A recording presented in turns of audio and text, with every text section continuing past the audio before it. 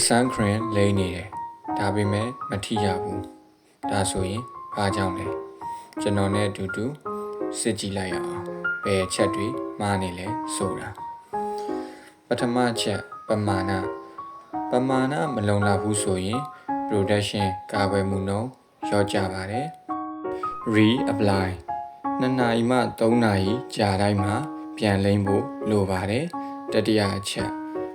cover age လိမ့်ရမယ့်နေရာမကြံဖို့လိုတယ်ဥပမာနားဘေးလေပင်လိုနေရာတွေဟာမလိမ့်ပဲကြံနေခဲ့တတ်ပါတယ်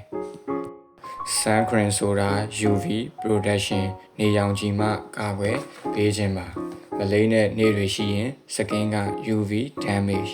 နေရောင်ထိခိုက်မှုခံရပြီး tanning အသားမဲလာခြင်းနဲ့ pigmentation အရောင်မညီခြင်းတို့ဖြစ်နိုင်ပါတယ်ဒါကြောင့်နေ့တိုင်းပုံမှန်လိမ့်မှ skin tone ကိုထိန်းထားနိုင်မှာပါဒီလောက်ဆိုရင်ဘယ်ချက်တွေမှားနေလဲဆိုတာသိသွားပြီလို့ယူဆပါတယ်